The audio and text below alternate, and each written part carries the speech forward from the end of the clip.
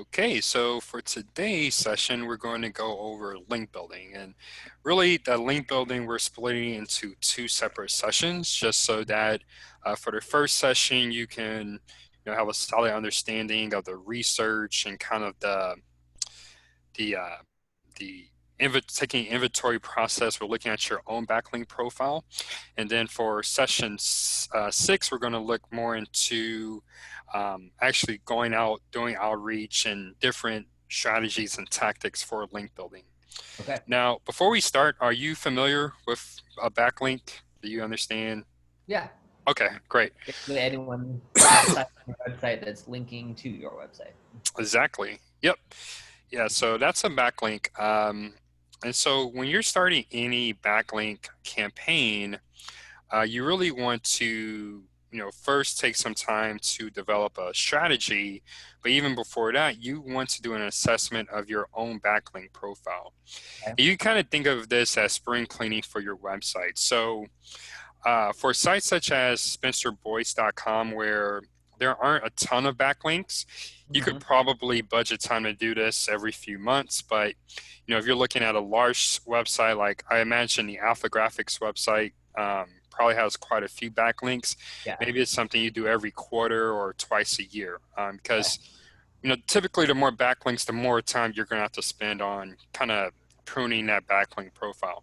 Okay.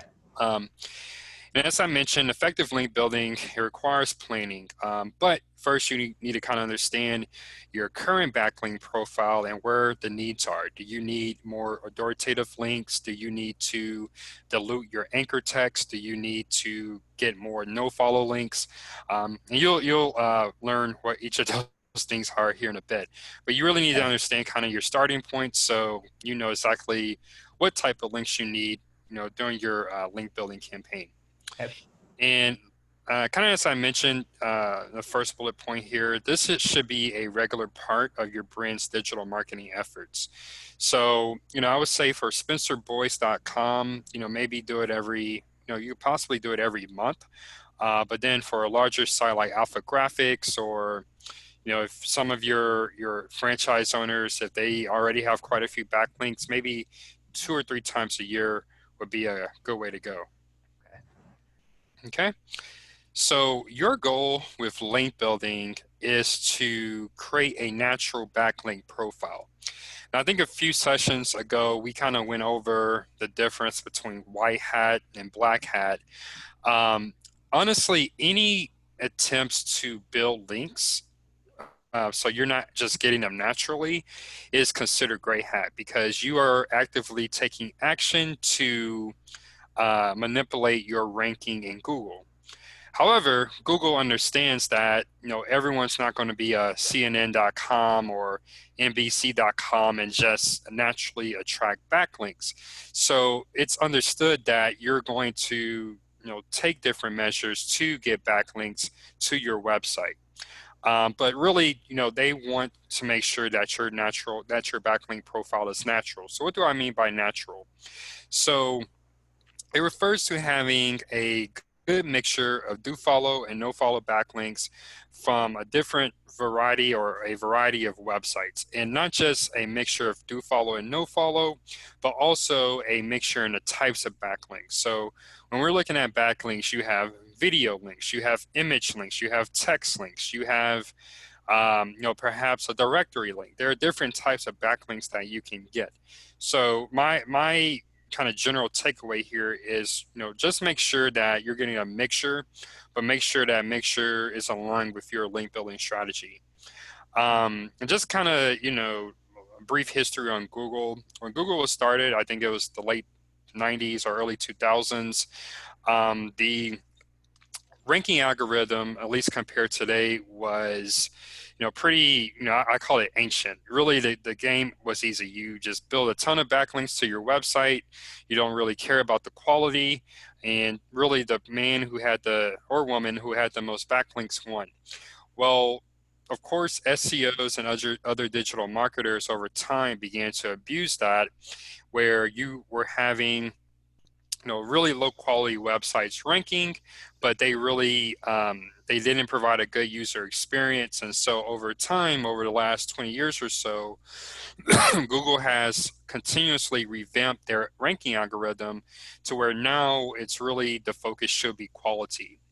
And the way that works is, let's say you had, two scenarios. One scenario, and let's just say both scenarios would require the same amount of time and the same amount of money to go through with them.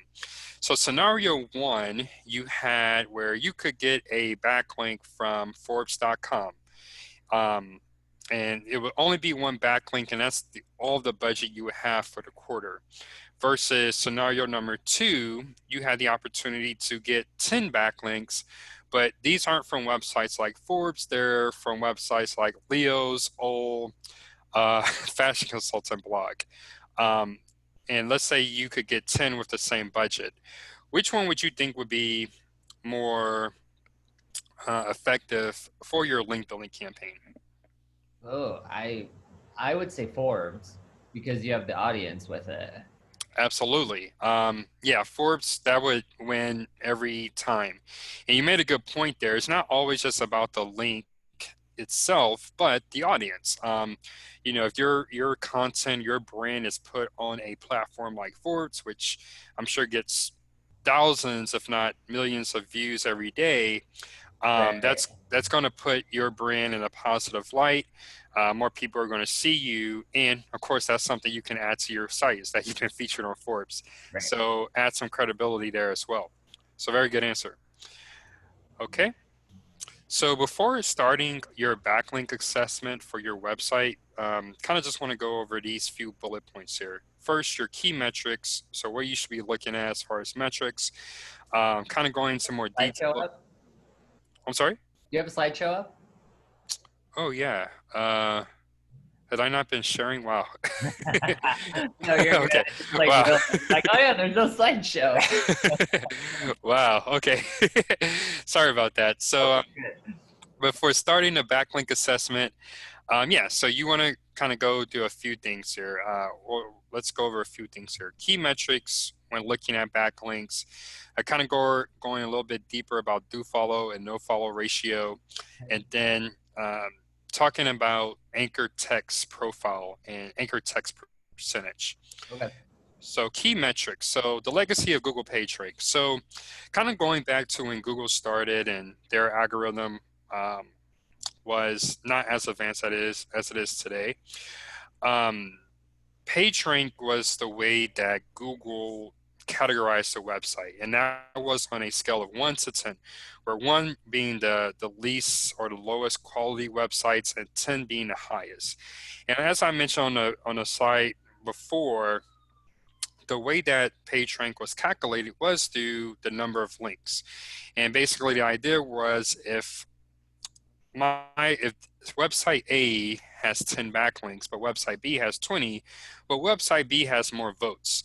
So we're going to rank website B ahead of website A. Okay. Now, over time, that PageRank pattern has advanced, as we discussed. But what's even more important is that Google no longer publishes the PageRank for a website.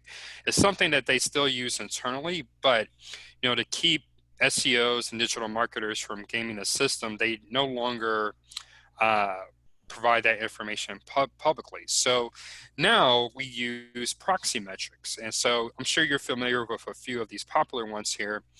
You have Moz, they came out with domain authority and page authority. Ahrefs, they use domain rating and URL rating. And Majestic, another SEO company, they use trust flow and citation flow. Okay. So it depends on the company. Say that one more time.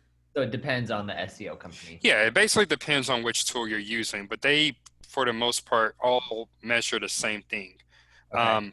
And then SEMrush is probably not as popularly used, at least not today, but they have their authority score, which is still the same, is measuring the same thing. And that's actually, when we get into the demo here later today, that's going to be the metric that we use. Okay. So, Modest Domain and Page Authority, honestly, is probably the most popular. They've done a very good job at marketing this Moz toolbar, which is a Chrome extension that you can use. Right. And then, have you used it before? Yeah, I have it downloaded. I pay for it. Oh, awesome. Okay, um, so domain authority, it measures the strength of an entire domain or subdomain. So when you're kind of doing some initial competitive analysis, it'll kind of give you an idea on the types of brands that you're going to be going against when trying to rank for certain keywords. Page authority measures the predictive ranking strength of a single page. And when you're going after a specific keyword, Spencer, I would recommend that you use page authority because domain authority, you can have a website that has a domain authority of 90, but maybe their page authority is 10.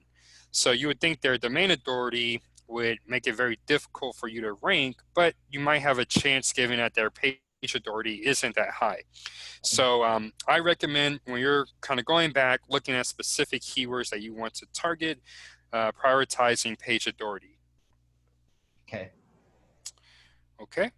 So moving on, we have DoFollow versus NoFollow. So are you familiar with DoFollow or NoFollow? Just the little bit that we touched on last week. Okay. Okay.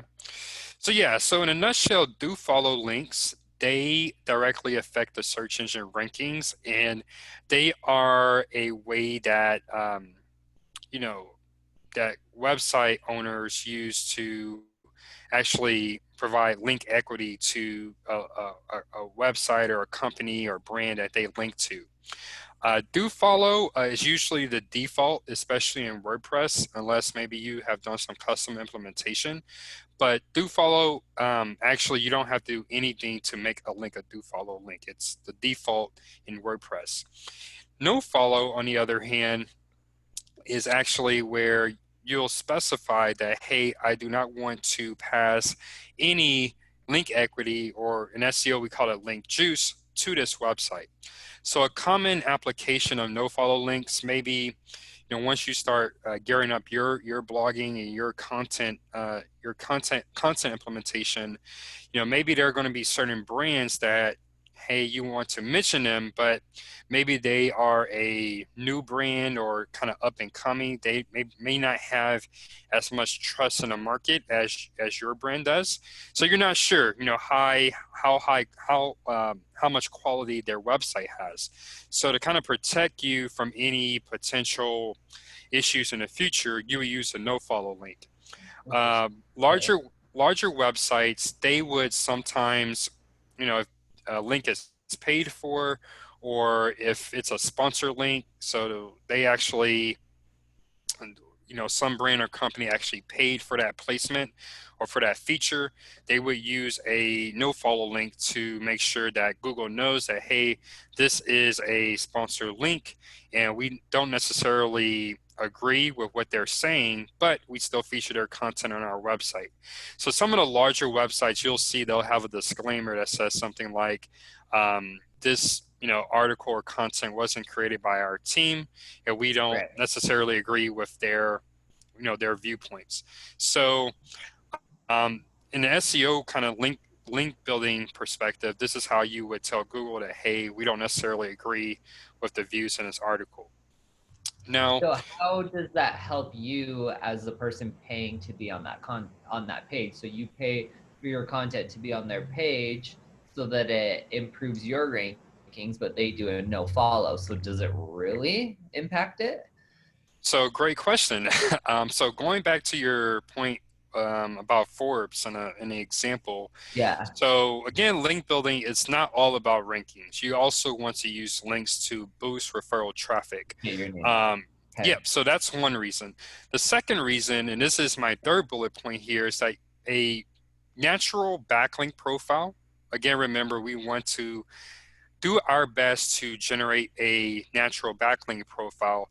It's going to have a mix of do follow and no follow links, because it's just not realistic that every website that you get a link from is going to link to you with a do follow backlink.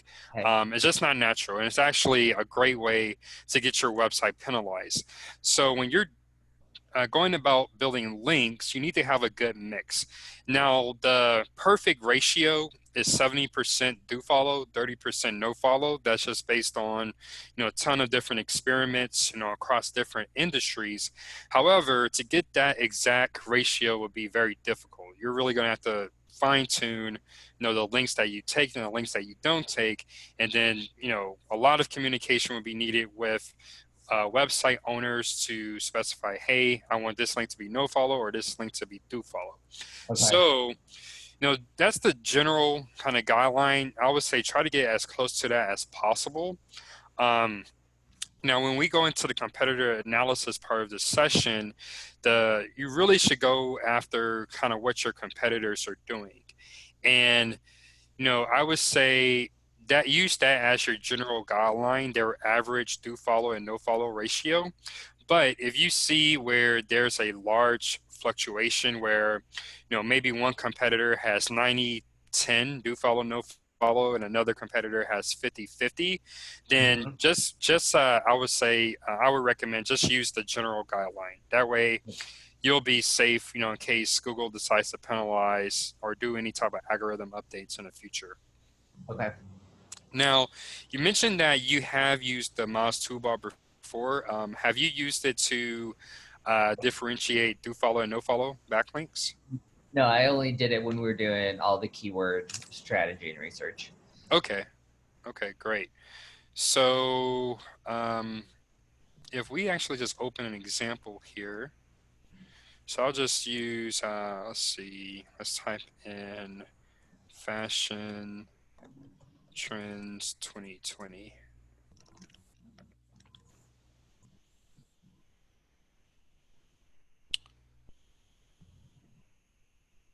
Hopefully it didn't lock me out just yet. Let's see. Okay, great. Okay, so now that we have that open, I'm just going to take a look at an article here.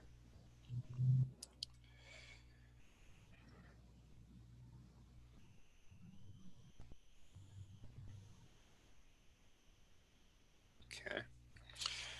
So when you're looking at websites that you potentially may want to get a backlink from, I do recommend just doing this quick check to see, do they typically offer do follow or no follow links?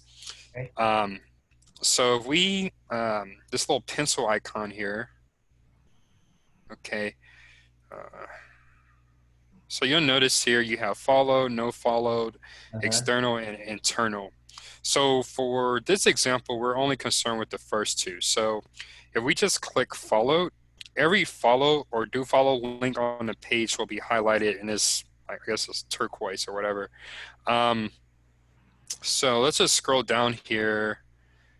This might not be the best example. Actually, yeah, maybe they're doing all no follow. Well, because even then, I clicked the no follow, but they lighten up. Yeah, Lighten up either the no follows. it's a lot of examples.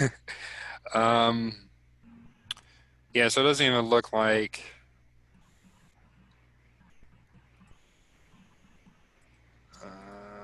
Okay, so in this case, and sometimes this will be the case for some websites where, especially if they have these buttons or something, you'll actually have to look in the source code. Okay. So it's taking a long time to load. um, let's see.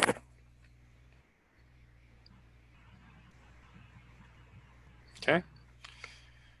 So once that opens,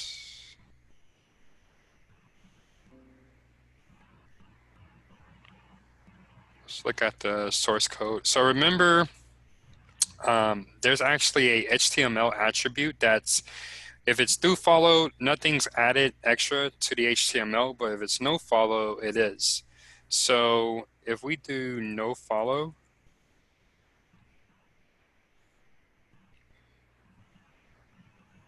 There's a bunch. yeah, there's a bunch. So I guess what we're looking for really, it looks like they are linking out to these different vendors. But saying no follow. Yeah, and what we're trying to figure out if it's NoFollow or not. Yeah, so if this is one example. Um, Looks like they're linking to needsupply.com. So really what you're looking for here is this little REL attribute. And if it says no follow, then that tells you that they're probably not providing DoFollow links. And typically your larger websites like a Cosmopolitan or any of those authority publications, it's very rare that they will offer a DoFollow link. Okay.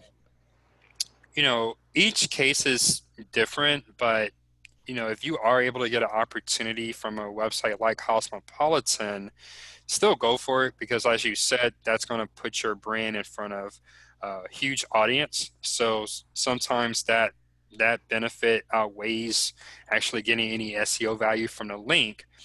But all things equal, you probably want to focus your exact match anchors. So anchors where you're going to be using your exact keyword. So for your example, Denver fashion consultant, you want to save those opportunities for the sites that are actually going to provide a do follow link. Okay. So you're getting a full SEO value. Okay. Um, So like, is that something you ask? Like, do you do follow or no follows? so typically you would do this kind of exercise, so you'll already know ahead of time. Okay. Because usually if they are offering no follow on one page, it's probably going to be the same site wide.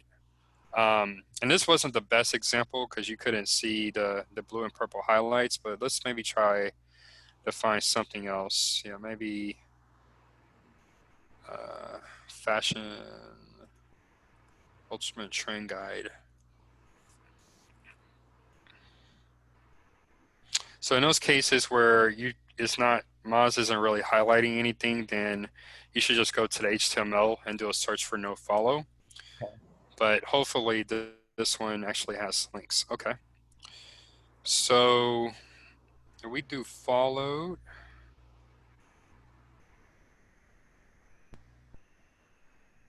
And then let's do no follow.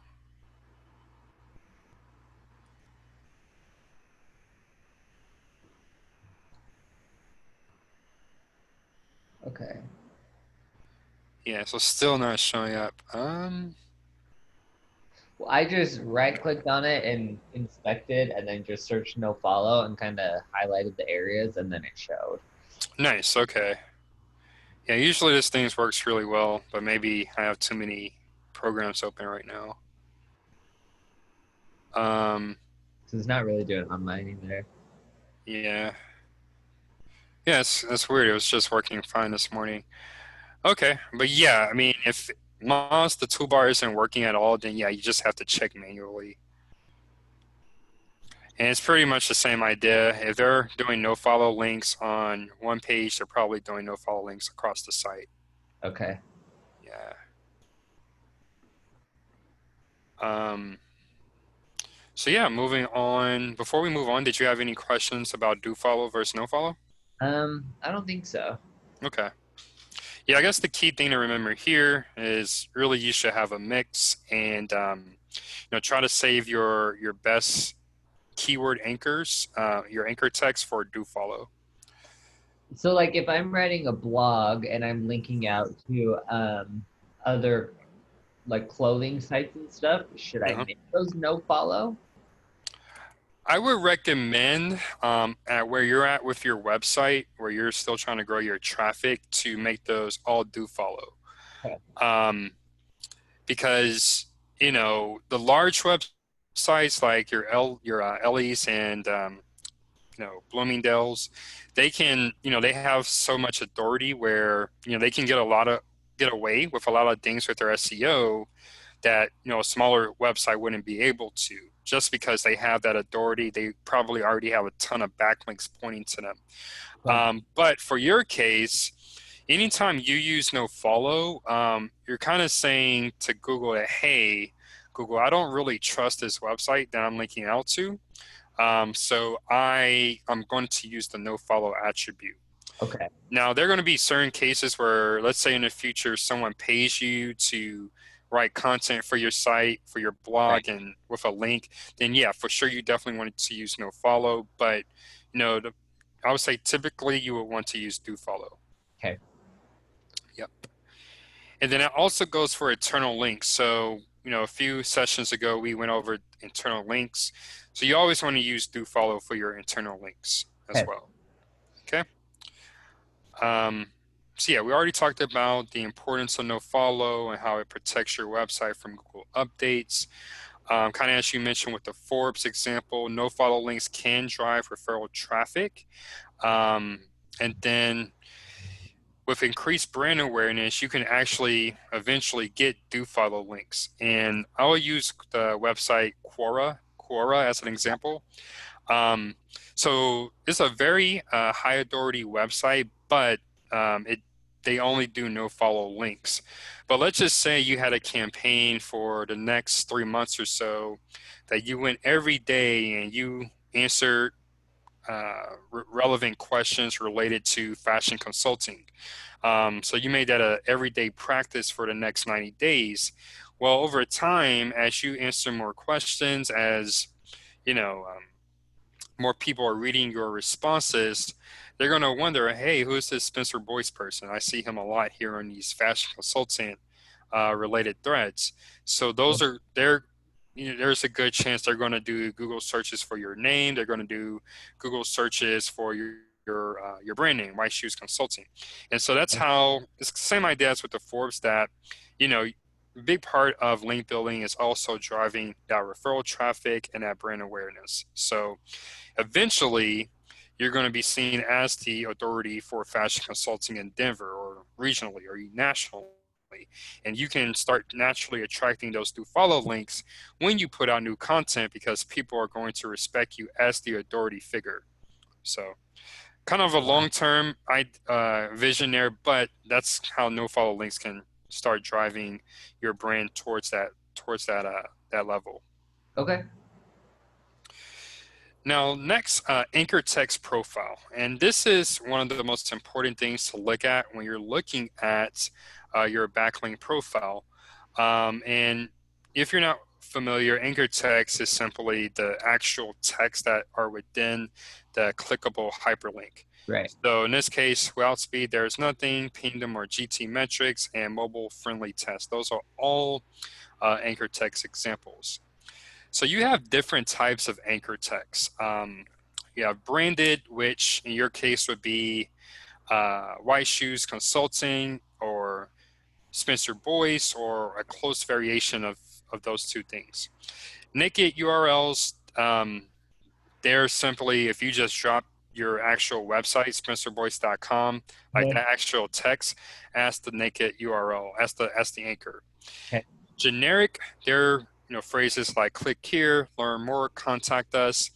Image, simply is someone, you maybe provided an image to someone and they actually hyperlink that image to your website.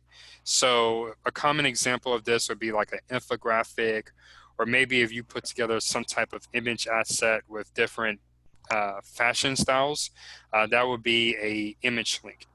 Partial match, these are where you might include your exact match keyword. So let's just use the example of Denver fashion consultant, but maybe you included other words around it. So an example would be meet Spencer Boyce, comma, a Denver fashion consultant, comma, who started Spencer or who started White Shoes Consulting and dot, dot, dot. So if you had that entire phrase as a link, as an anchor text, it would be considered partial match.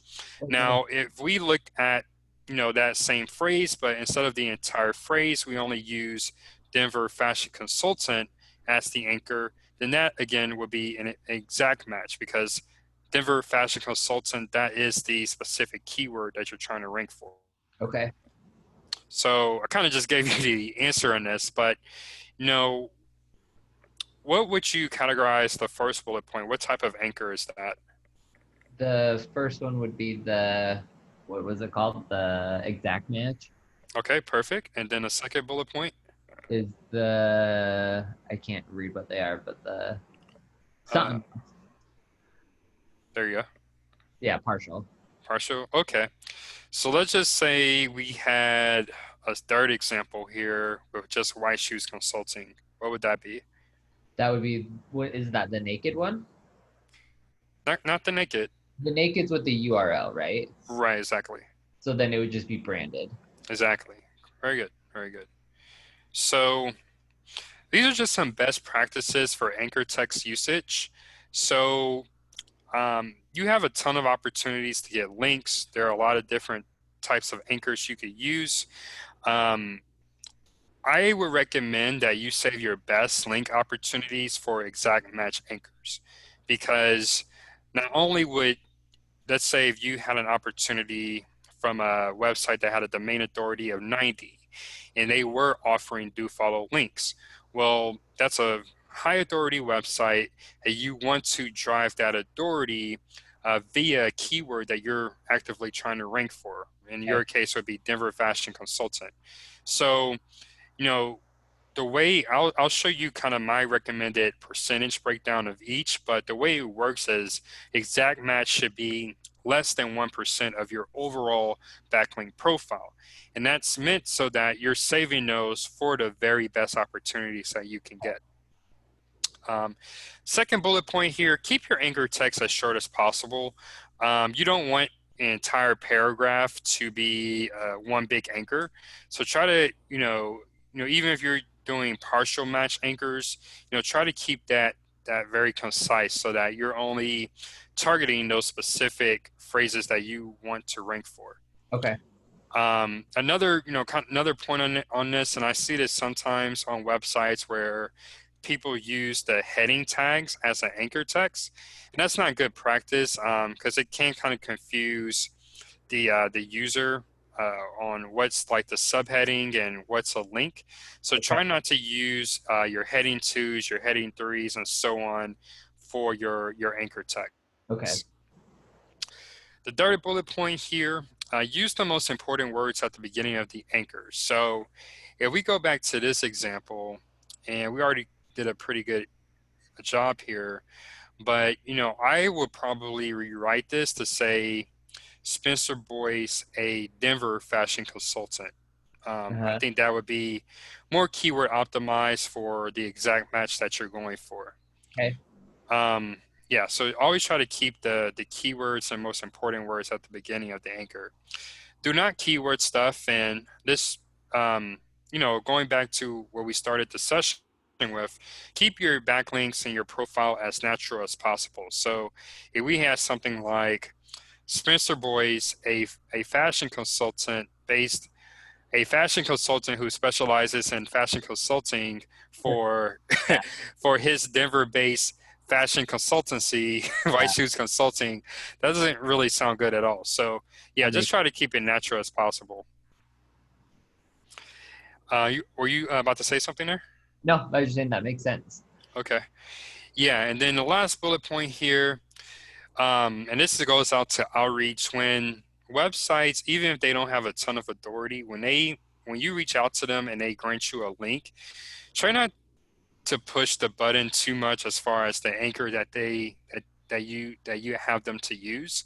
Okay. Many times you'll be able to provide the content where you can specify this, but let's say if you're going after a big website and you just want them to mention your brand, you don't want to get too picky about what anchor text that they're using because they're doing you a favor, they're doing you a solid. So um, I would say the only time is that maybe if it's something that's not relevant to your brand and to your services, then maybe you just might want to mention it, but don't be too pushy with the anchor text.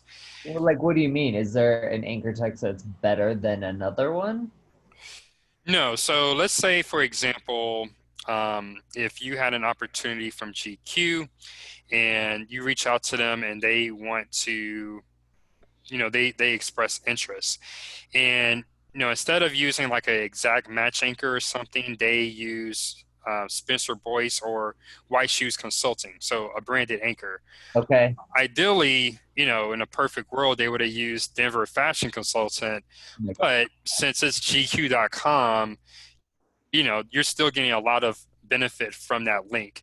So what Gotcha. I'm saying is don't go back to them and say, hey, thanks for the link, guys, but can you use Denver Fashion Consultant as the anchor? Gotcha. That's kind of pushing it. And kind of a funny story here, when I was first getting started in SEO, I really didn't know like I guess kind of the best practices. I had a link actually from NBCSports.com. I had a sports blog website, and I said, "Hey, I reached out to them and say, hey, can you reach out? Can you actually put my target keyword? It was actually for a local sports team here, the Houston Rockets, and yeah, they just completely removed the link. I guess I pissed them off. So um, yeah, just be careful with that when you're, kind of reaching out to these website owners. Usually, in my experience, I guess the smaller websites, they'll be more flexible. But if you are fortunate enough to get a, really good backlink from a, big website, just be happy with that. Cool. Okay. Any questions there? Nope. Okay, and as I mentioned, you kind of just want to have a general idea on the percentage for each anchor type. So you have branded, you have naked link, you have generic, you have partial match, and you have exact match. So Okay. same as the previous slide 10. I would throw in images into the generic bucket, Okay. but in general, this is kind of how you want your backlink profile to look. So the majority would be branded and naked links. Okay. Okay. So moving on. So anchor text pop quiz. So what type of anchor is used in the snippet below? That's naked. Perfect. Number two, when considering a backlink placement, you should consider all of the following except. Quantity? Perfect. Yep. So relevance, so that was a little bit tricky. We really didn't talk about relevance, but of course, you want to make sure that you're getting a backlink from a high quality website, and you do want to kind of think about what anchor text is being used. I would say the majority of situations, you're actually going to provide the content to the website owner or the editor of the website. So you'll actually have control over D. Now for quality here, or I'm sorry, relevance. So um, that's where, let's say, of course, your niche is fashion, your niche is consulting. Um, you have a backlink opportunity from a website about fishing. Now, unless you're providing services to fishermen, it's not really relevant to what How to you're doing. dress when you go fishing. Yeah, right, right.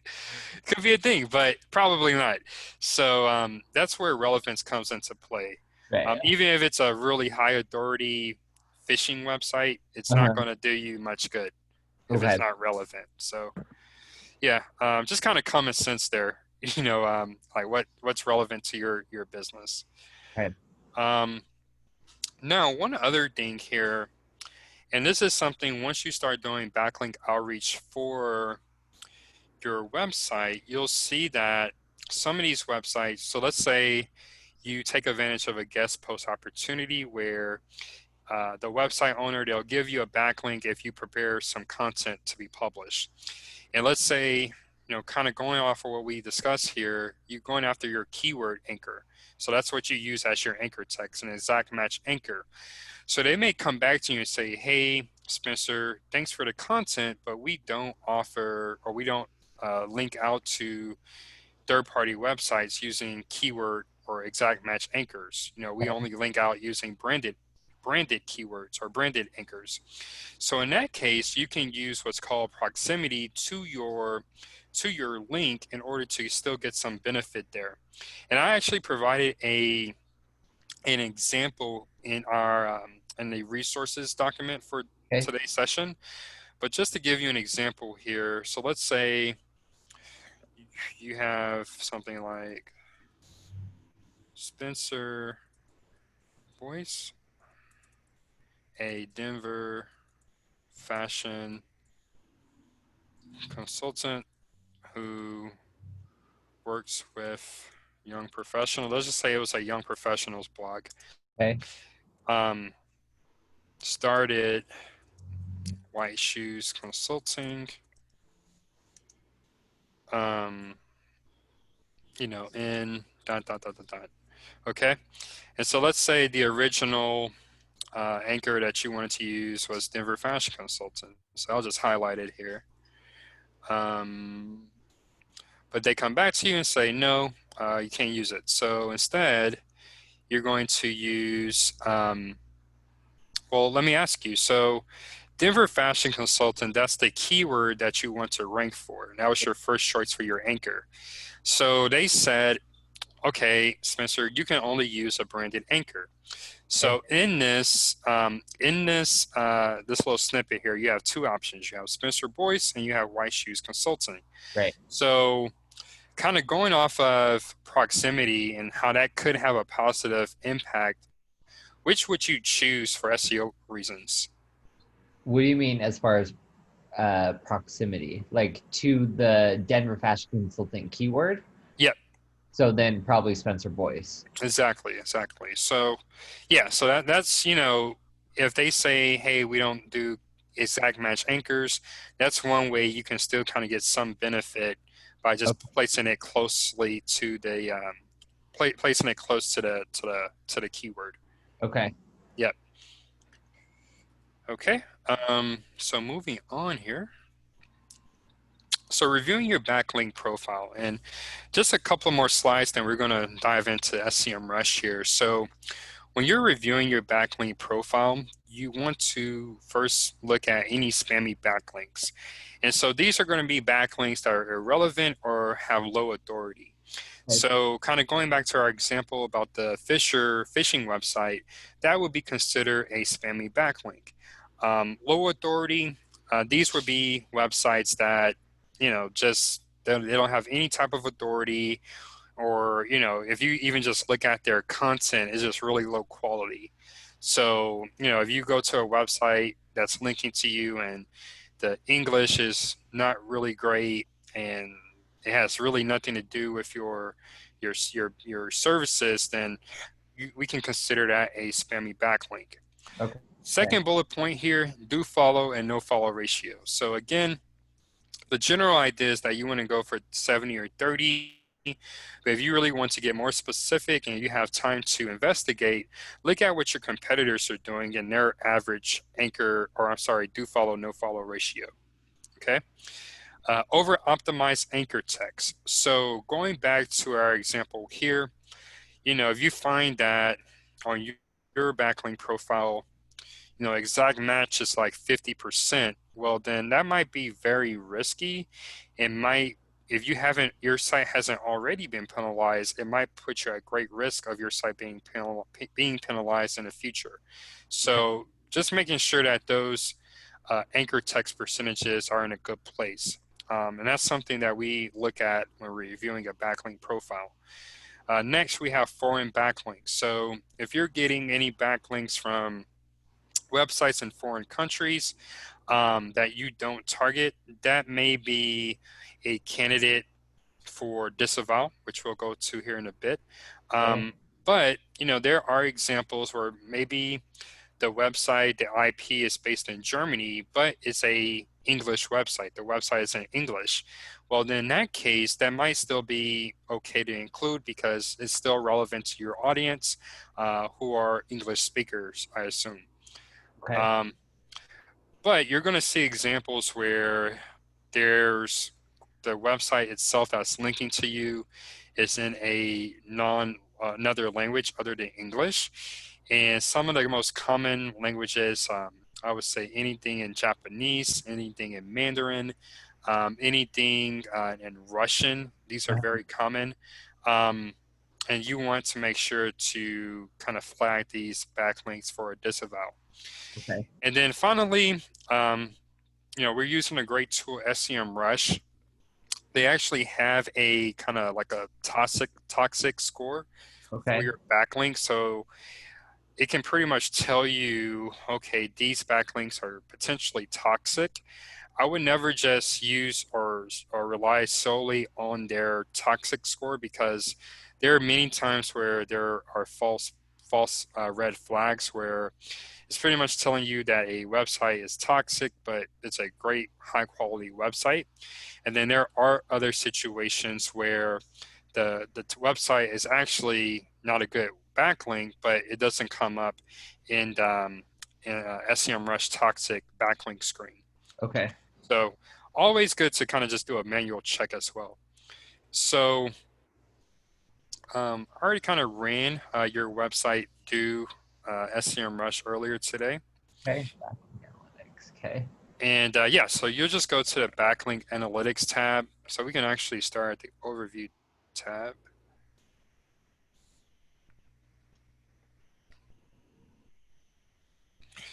So currently you have 5 websites linking out to you. Okay. So um, that's the same thing as referring domains. There's a total of 157 backlinks. However, when you're doing a competitive analysis, this is really the number that you want to use. Um, Referring. yeah, because you can have one website that links out to you 50 times, but kind of similar if you were voting in an election. Um, well, if the election isn't rigged or anything, one vote should count as, that's it. So let's say that we have one person who votes multiple times, their vote should only be counted once. And so Okay. that's why we would look at referring domains. Now, authority score, it's 4. So definitely area of opportunity for the website, for your backlink profile. Yeah. So when you're looking at backlinks, or this overview tab, I should say, just kind of, look at, this is probably not as important right now since you don't have a ton of backlinks. Mhm. But I would look at categories or referring domains. That can be interesting. So just making sure that your categories over time kind of measure out to your target niche. Your target services would be Okay. fashion and related topics and categories. Right now, this is okay because you don't have a ton of backlinks. So we'll see why this is coming up, internet and telecom and so on. Top anchors, so they do this little cloud image where it shows you your most used anchor text as the largest text. But if you kind of want something, kind of more straightforward, you can actually go to the anchors tab, which we will do here in a bit. Referring domains by authority score. So again, this is SEMrush answer to page authority and domain authority. So what I typically like to do during a competitive analysis is look at this for your website and then look at it for maybe your top 3 to 5 competitors. And that'll pretty much give you a roadmap on I would call these authority score buckets, on the different buckets of authority score you should be going after to match your competitor's backlink profile. So let's say, for instance, and I kind of already ran them here. Should still be open.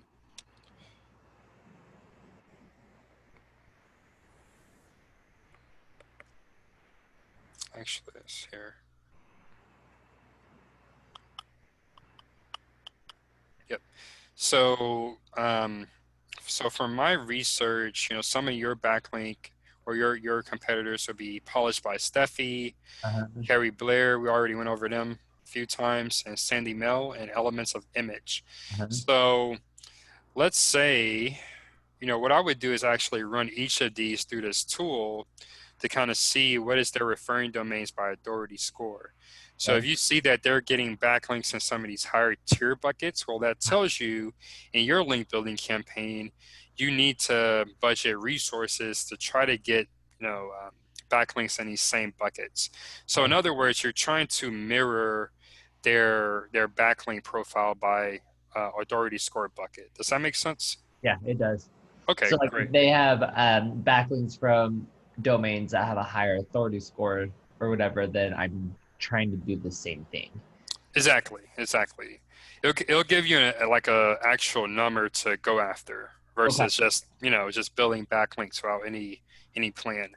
Okay. Yep. And kind of just one more note on that. So, as you can probably assume, the higher you go up this bucket list, the more difficult it is to get those backlinks, Right. or the more expensive they will be to obtain. So I would recommend just starting kind of here at some of the lower buckets, making sure that you match your competitors. So let's say for 11 through 20, if your competitors, maybe the average is 10, then trying to get 10 of those first before going after some of these larger ones, because as you get more backlinks, that's going to improve your authority.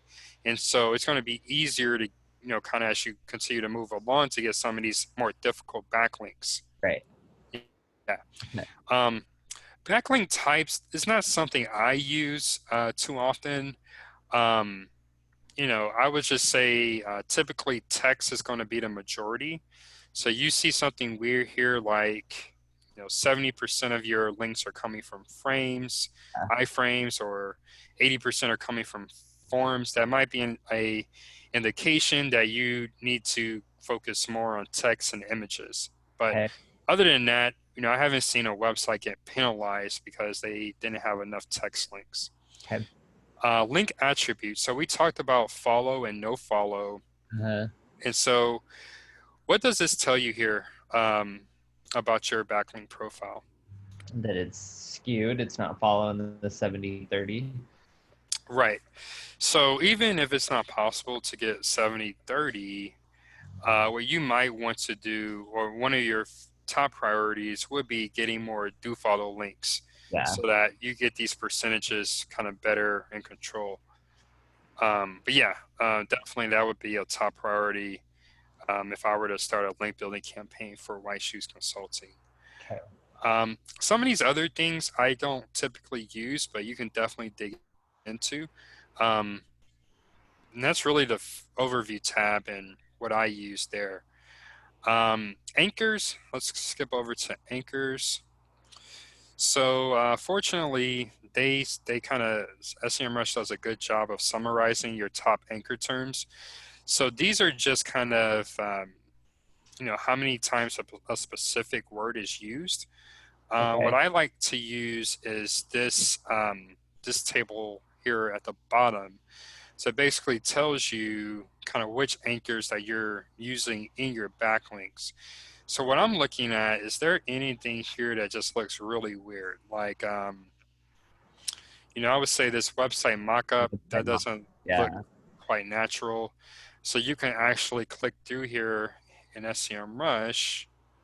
It'll take you to the website where you're getting that backlink. So Gene Beaumont.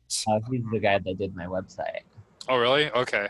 Because yeah, when I look at it, I should already open it. Yeah, I it's think like a. he highlights my site on his site. Okay. Yeah, I'm not sure if maybe he switched his domain, but yeah, it's coming up as a 503 error. Okay. So yeah, maybe just reach out to him and say, hey, what's going on? Because this wouldn't necessarily affect you, especially as you're getting more links. But issues like this, if they were a common occurrence, you definitely kind of just want to have more control over them.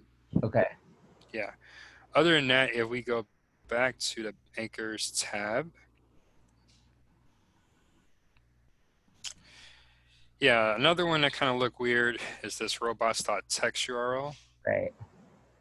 So let's click through to see what's going on. So this is coming from allseochecker.net. Let's see what that's about. Yeah, because when I look up all like the links, like all the Mhm. backlinks are from like website worth calculator, Yeah. allseochecker.net. Like that's all of them.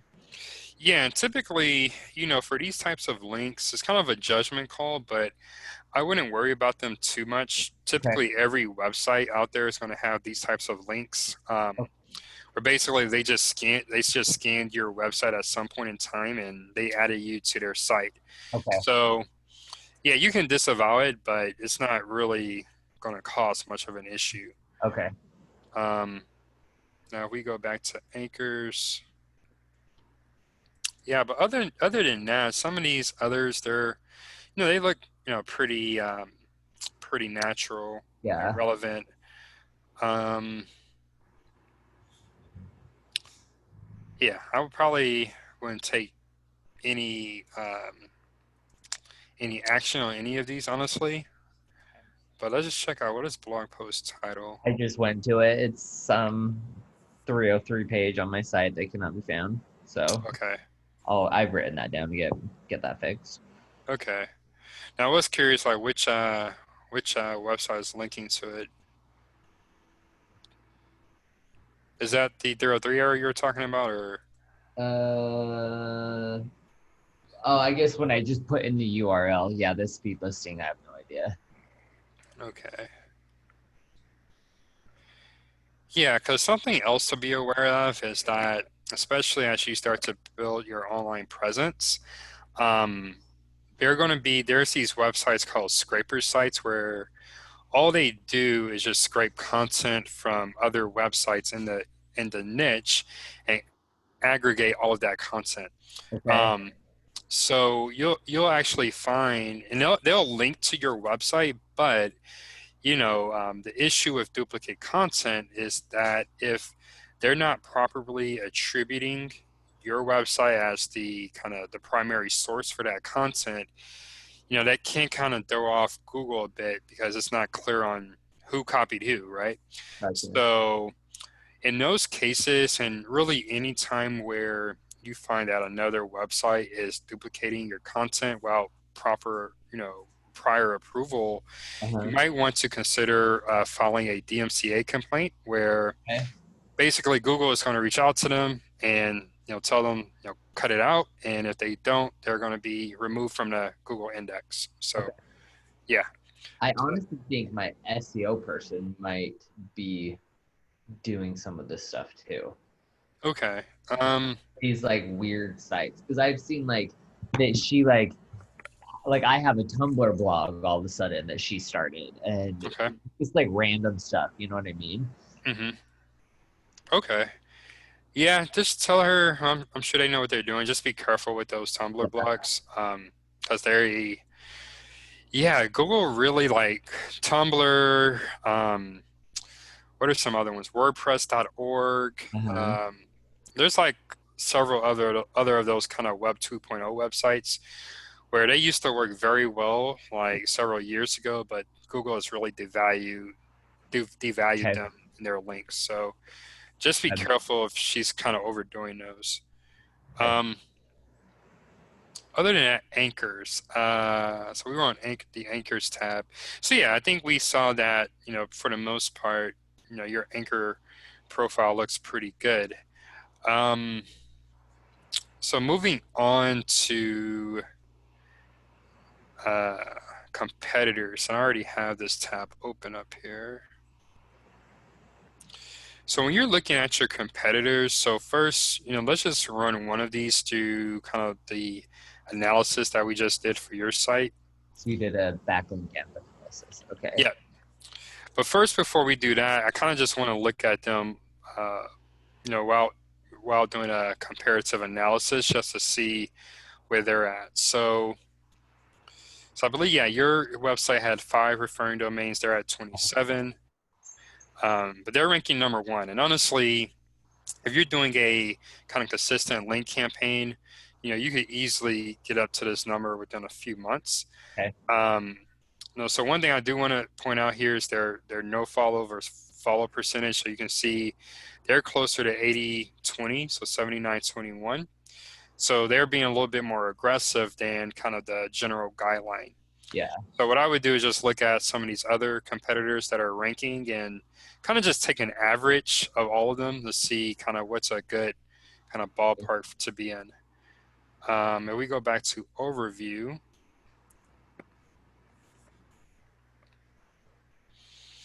so it looks like what they're using is Carrie Blair more than anything else. Empty anchor. So that's another type of anchor tag.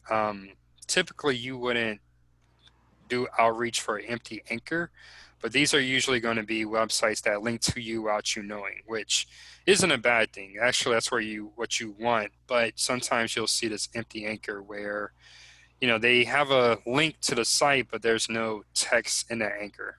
Okay. Um, so you look at like their referring domains by authority scores. So um, you kind of see how now that they have more backlinks, how this is a little bit more populated with data. See who they used from that 81 to 90. Like, you can see Yeah, you that can. first. Yeah, absolutely. So it looks like they got some local news coverage for Okay. CBS Local.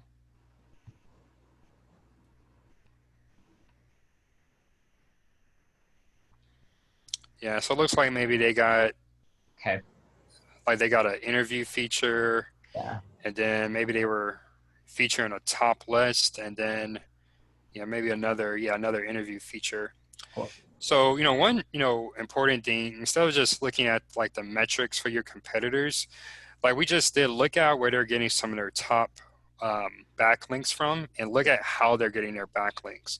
So, maybe one thing you might want to consider, especially for this top list, to say, hey, I see that you featured, some of my, I guess, my peers. You don't necessarily have to say competitors, Yeah. but my peers here locally, and maybe just give them like the spiel about why Shoes Consulting, and Okay. maybe why you should be included in the list. And you know, um, I would say before doing that, maybe let's actually look at the link. Maybe kind of build some type of communication with whoever published this article, so that it's not just a cold outreach. They're already familiar with you. Yeah. Um, so this was written like 7 years ago, but maybe this person's still around. Sometimes you can't find an author. So yeah, so it's Elena Elena Brandenburger. Redenberger. So yeah, maybe if she's still kind of focused on, kind of fashion related topics, for Yeah. the Denver market, maybe you can reach out to her and kind of give you a sneak peek for next session. Let's just look at kind of what she has going on. So yeah, so always try to find her LinkedIn if possible, connect with them there. Is that where you reach out, is on LinkedIn, or do you try and reach out on LinkedIn and then email them? So I try to connect with them on LinkedIn because you can actually get their email. Okay. But I don't think LinkedIn is a good tool for actual messaging. Just it's more so for connecting with them and getting that email. Okay. And so once you connect with them on LinkedIn, get their email address. What I would suggest, maybe looking at some of her more recent content Yeah. and sharing on your profile. Feel free to share it on, the White Shoes Consulting Facebook page or the Twitter profile. Do you have a Twitter profile currently? Not for this, no. Okay, so I would recommend, for just the purposes of link building, consider getting a Twitter profile, Okay. because if you share it on your Facebook, if she's not a follower, then she won't know that you shared it. But on Twitter, you can share it. You can, like, mention her in the tweet. Nice, something like nice post, Elena, and yeah, pretty much you're trying to get on her radar Yeah. while just reaching out for a favor. That's really the idea here. Okay. So I think what's his name? Gary Vee says jab jab hook. So it's kind of the same idea. Okay. Yeah. See, and that's always where I struggle with this, because I'm like, God, this would be awesome to do, but I'm like, do I have the time to like Right. start this and Right. really see it through? So that's why like a lot of like the social media, that kind of stuff, I just haven't done, because I'm like, right now, I just can't keep up with it, you know? Yeah. Yeah. And typically, this is something, a SEO company, they're going to have a person dedicated just to this, because Right. it is time consuming, right? Like it's a lot of moving parts. Yeah. But maybe what you want to consider, since time is limited, maybe find 5 to 10 of these local influencers, and kind of build like, I would call it like your content promotion network. So over time, once you build those relationships and, you're promoting their content and they're promoting your content, did I say that right? Promoting their content on your, Yeah. social media channels, and and they're promoting your content, on their websites or on their social media channels. Every time you publish a new blog or content asset, you already have a list of 5 to 10 people that you can reach out to. So Okay. that's one way to kind of think about it. This is not just for like a one backlink opportunity, but Right. something you can keep going to over time. Okay. Yeah, kind of your LinkedIn message to say, hey, kind of read what they're about. And, if you find something in common you have with them, maybe mention it. But, kind of like what you would do with networking, like for a job or something. Yeah. Okay. Same idea. Um, yeah, so that kind of went off on a tangent, but No, it was helpful. uh, yeah, so that's how I would look at one way I would look at the backlink gap analysis. So going back to the overview,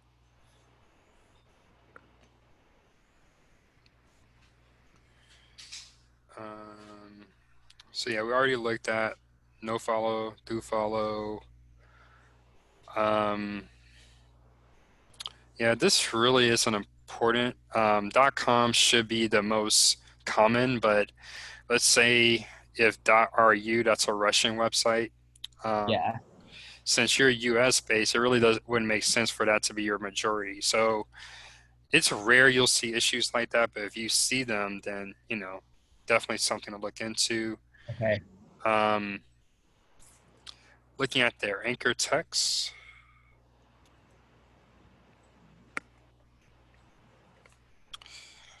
So kind of just getting an idea on what they're using for anchors. So URLs are the same as you. Purple. So something like this looks very spammy. Purple Tom Ford sunglasses, Tom Ford purple sunglasses, 6 a.m. mall.com. So Yeah. that's not natural at all. So kind of going back to keyword stuffing, we want to stay away from stuff like that. Right. Um, yeah, I mean, there's nothing else that really stands out here. Maybe this one is, no, that's pretty natural. Um, yeah, so I think other than that, their anchor text looks pretty good. Now, kind of just doing the initial backlink gap analysis. So what I like to do is just plug in all of your competitors. So this is kind of like your general competitors, but typically what you will want to do is look at your top 3 to 5 keywords, and then just look at like the specific URLs that are ranking. So you actually have the option here. You can select URL, and that will just give you that URL that's ranking on Polished by Steffi's website. Okay. And then from there, you'll just find prospects and you'll run this analysis. And I will sort this by matches. So by default, it's going to sort this and rank this by the authority score, AS, but sorted by matches. And these are basically the sites that more than one of your competitors is getting a link from. So, Gotcha. so Okay. kind of, so kind of going back to, look at, kind of just mirroring what the top ranking websites are doing. If the majority of websites are getting links from certain sites, well, that's an indication that you should as well. So, and then just go through that list here. And that's how you can prioritize your backlink opportunities. Okay. Now, this is just a general rule I have. So your authority score for your site is 4 now. So I typically don't target any websites that have the same or lower authority score than my website, because those backlinks aren't going to benefit your authority. So always just try to go, something that's greater than your authority score. So 5 or higher. Okay. Yep. Is that the best way to get your authority score up? Is to get a bunch of different backlinks? Yeah. So authority score and really all those other metrics, domain authority, page authority. Yeah. Yeah, that's the only way that you're going to improve that metric. And only only those websites that have authority higher than yours is going to improve that metric. So going back to what I just said, if you went out and got 10 backlinks or from sites that have a domain authority score of 2, Uh-huh. your authority score isn't going to move at all. Okay. So, yep. Any other questions on that? No. Okay. So kind of just want to go into the last point here about link disavowing. Are you familiar with link disavows? No. Just from Okay. when you've mentioned it. Yep. So link disavows are basically, let's say over time, you have accrued some what we would categorize as spammy backlinks. Either people link to you without you knowing, or maybe you were doing a tactic now that 5 years from now isn't good practice. Google allows you to submit what's called a link disavow. Okay. And basically, this is saying you're raising your hand to Google and say, hey, Google, I know this link is linking to, or this website is linking to my site. I know it's not good quality, or it doesn't fall in line with your best practices. I want to remove this link from my SEO consideration. So Okay. basically what you're going to be doing is switching a DoFollow link to a NoFollow link. And so in that case, there's a special formatted file that you should use in order to submit that disavow. And really, disavows, it's a great tool to use. It's kind of a last resort tool to use to mitigate any risk with penalties. So, you might have heard even recently there was a really big algorithm update at the beginning of May. A lot of websites, their rankings dropped. Well, many times the reason the rankings drop is that that website owner was doing some spammy backlink building, or they were using strategies that worked really well in 2013, but they don't work really well now in 2020. So in Gotcha. those cases, yeah, um, your site will probably get penalized. So really the first resort is that you should try to reach out to that website owner and say, hey, can you remove this link from your website, or can you make it a no follow link? So usually they'll just remove it, but in a rare case that you actually are able to get them to follow up or respond, Uh-huh. then try to get them just to remove the link. The Okay. second resort, the last resort, is to submit a disavow file. And the reason why this is the second and last resort, Spencer, if you have too many link disavows or too many URLs that you're requesting a disavow for, that kind of puts you on Google's radar. So, why do you have so many links to disavow? Are you not following best practices? Yeah. Basically, you're going to get Like kind of, what's the problem? yeah, what's going on, basically. So that's why it is a last resort, but usually is going to be your most common way of getting rid of bad backlinks. Okay. So to do a link disavow, um, so basically, actually, the first step would be to use SEMrush toxic score tool. So I actually ran this earlier today. So fortunately, there are no toxic domains that are linking to you. So that's good. But let's just say, just for example purposes, we wanted to do a disavow for that John Jean Beaumont page. Uh-huh. So as you can see here, if you click down to audit, it'll kind of sort by the toxic score. So it's actually the highest, or it has the highest toxicity of the backlinks on that are linking to your site. But Okay. even at 29, it's fine. I would say if it's kind of over 50 or so, then that's a great candidate for a disavow. Okay. So yeah, so you can actually, yeah, SEMrush makes this very easy for you. So you can actually import disavow links. So if you click that, and this is actually an action item I have for you for this session to connect your Google Search Console with SEMrush if you Okay. haven't already. But you can just import your disavow links. So Very cool. yeah, so you can just create a text file. So I'm going to do it the kind of the old-fashioned way, so you kind Uh-huh. of see what's going on here in the back end. But you're going to go to Google Search Console, and I share this link in the session resources. And you're basically just going to pick your website here that you want to do a disavow for. And so you should, I would imagine, only have one. So then you would just click disavow links.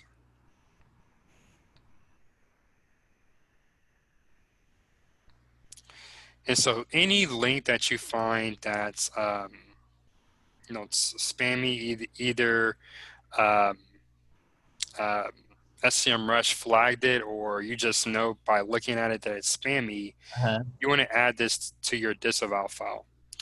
And so your disavow file is going to be a simple text file that's going to have a few commands in it. Okay. So just to kind of show you how this looks, I'll download this real example. Actually, I wanted a text file. Huh.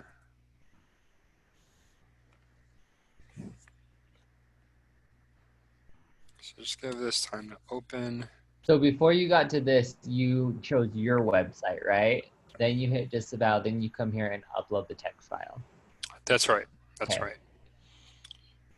Yeah, so you can actually put this in a CSV file too. So for this, there's really only two important things to know. So you can either disavow an entire domain. So let's say you check out a website and it's just a bad website. It's just low quality. You check a few pages on a site and you Uh-huh. know it's not a good site. So you can decide to disavow the entire domain, which the command is pretty simple here. You just put domain : www.site.com, and that's pretty much going to eliminate the entire domain from being considered, as far as your SEO, as far as your backlink profile. Okay. Now, let's say you get a backlink. It's a really good website, but maybe it's a bad article, or maybe the article is another language besides English. So maybe in those cases, you will only do a URL. So, and actually, that's not a good example. So let me find an example for you. Let's go to the resources.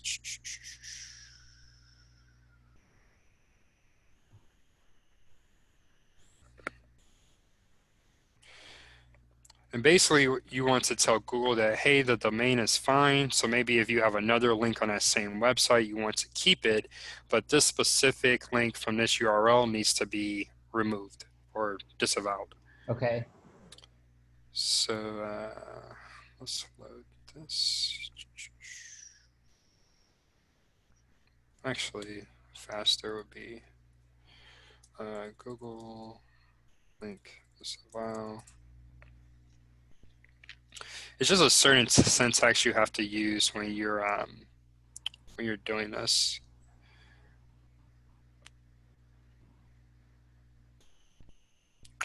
So yeah, so this is the example. So if you just want to disavow one URL, so you just copy and paste the URL.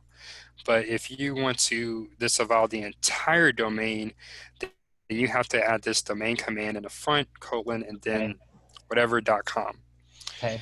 And then once you do that, you're going to either download that or save that as a CSV or a .txt file, Okay. and then just come here and upload it. So you'll just choose the file, and then yeah, you'll upload it. So this is a active campaign, so I won't do that, but that really would be the next step, and then you just hit submit and you're done. So can you upload several files, or do you just go in and update the file and upload a new one? You would just go in and update that one file. And is it stored here? Like if I came here to see the old file, can I download it, update it, and re-upload it? Yeah. So as you can see for this example, this one was from 2018. So Gotcha. yeah, Okay. yeah. So you always just want to use the same file. Okay. Yep. Cool. Yeah, and that is it for today. Did you have any questions on any of the material? I don't think so. This one's one I think I'll have more as I run through it. Yeah, it's definitely a lot here as far as the details. But I think kind of once you kind of get into the habit, maybe do a backlink assessment of your website. And once you start kind of looking at your competitors, I do think it'll kind of come into play Yeah, lot easier. totally. Well, Yeah. just because even a lot of this just seems like it's more ways for you to generate content too. Like whenever we do this, I'm like, oh, that popped up something that I could write about, or you know what I Yeah. mean? Yeah, absolutely. Absolutely. Helpful. Absolutely. Okay, well, awesome. Thank you. All right, thank you. And yeah, I will upload this recording as soon as it's ready. And yeah, we'll be ready for our session on Wednesday. Okay, sounds good. See you Wednesday. Thank All right, you. have a great day. You too. Bye.